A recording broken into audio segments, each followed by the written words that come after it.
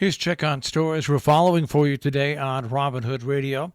Well, it wasn't announced at a Board of Selectmen's meeting. We found out about this at a Region 1 or Salisbury Central School Board of Education meeting. What did we find out about?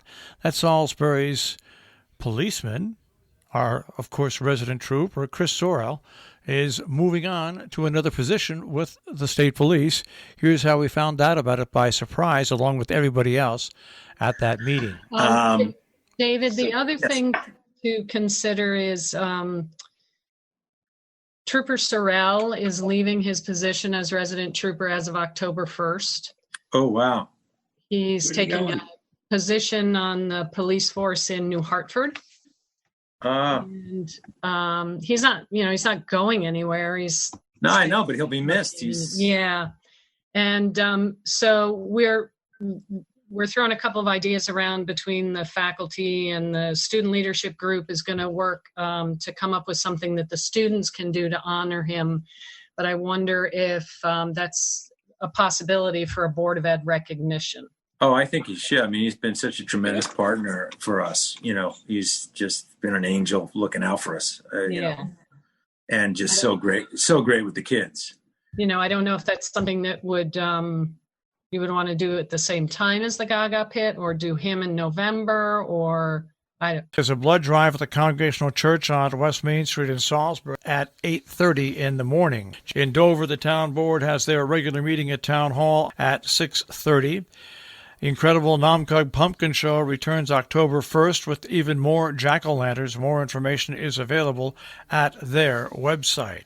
Sharon Park and Recreation Commission is meeting on Thursday, October 1st at 6 p.m.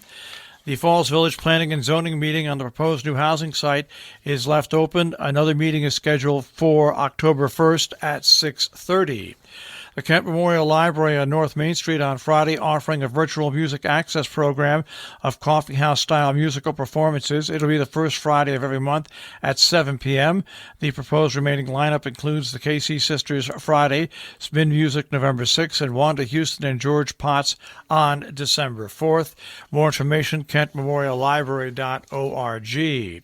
Wanda Houston presents a patio dinner cabaret show on Friday. Show starts at 8 o'clock. Doors open at 6:30. Limited to 80 patrons. SharonPlayhouse.org. October 3rd to October 31st, the Harvest Festival at Berkshire Botanical Gardens. Coming up October 3rd, Kids Rule, children's fall-themed activities, and Berkshire Waldorf School Puppet Wagon. A fabric swap being held October 3rd from 12 to 1:30 at the Sheffield Town Park Pavilion, 5359 Frederick Lane. Clear cut the clutter, a great way to repurpose and recycle. Bring fabric, notions, yarn, arts, crafts no longer being used. Take home items you need or want. It is a free event. Sharon Audubon announces the following in-person and online offerings at their Audubon Center, 325 Cornwall Bridge Road in Sharon. Coming up on Saturday from 1 till 2, Moose in Connecticut, online via Zoom by Sharon Audubon Center. Sign-up is required. A benefit for the Cummings family will be held at Veterans Field in Sharon on the 3rd from 1 until dusk. COVID rules are in effect. There's 50-50 raffles, performance by the Maximum Dosage Band. Kent Memorial Library hosting a virtual book event and signing with Sergio Transkosco on Wednesday at 7 p.m. via Zoom. The event is free. You can register to receive log information at kentmemoriallibrary.org. Connecticut Virtuosi Kent Chamber Orchestra presents the Four Seasons by Vivaldi, October 3rd at 8 p.m. It's at the Sharon Playhouse. The ticket price is per vehicle, not per person. There is parking for 52 cars. SharonPlayhouse.org. In news around our tri-state region, a 21-year-old Norfolk man was killed in a one-car crash on Route 263 on Monday night. Tyler Brazil pinned beneath his car at about 7:45, according to police. He was the driver of the car. The car had been traveling eastbound on Ashley Road, which is part of Route 263, near the Winstead-Goshen line. When it veered off the left side of the road, collided with the stone wall, and rolled over. He was pronounced dead at the scene. A passenger in that vehicle, Alec Cleveland, 25, of Winstead, was taken to Hartford Hospital via Lifestar helicopter with non-life-threatening injuries, according to the Connecticut State Police. The Connecticut State Police Accident Reconstruction Unit was called to assist at the scene. Well, coronavirus in Connecticut, hospitalizations jumped by 17. The positivity rate reaches 1.75%. On Tuesday, there were over 57,000 cases reported, up 182 since Monday. That leaves a positivity rate of 1.75%.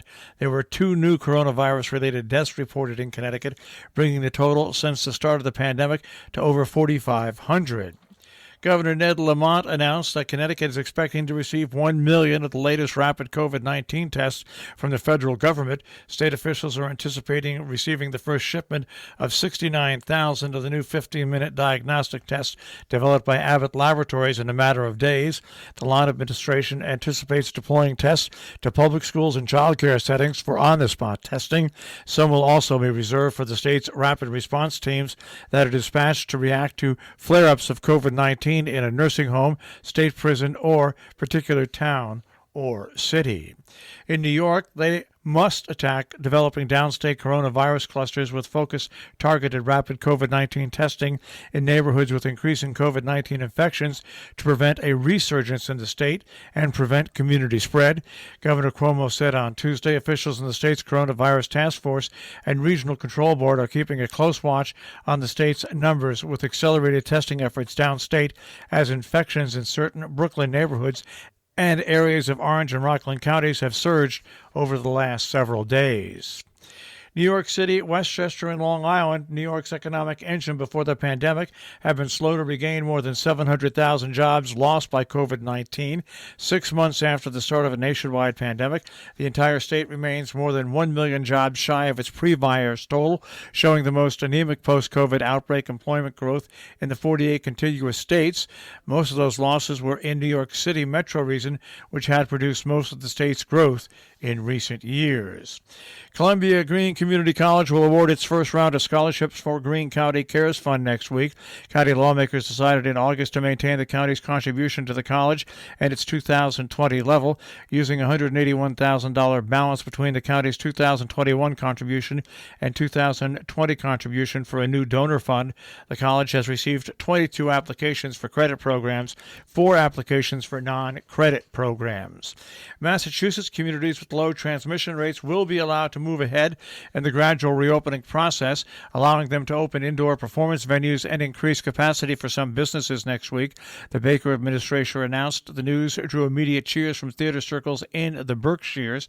Baker's office said lower-risk communities, which includes all of the Berkshires, can proceed to the second step of Phase 3 on Monday. That means indoor and performance venues in those communities can resume operations so long as they cap attendance at 50% of their capacity, with a maximum of 250 people, while outdoor venues can expand their capacity to the same level.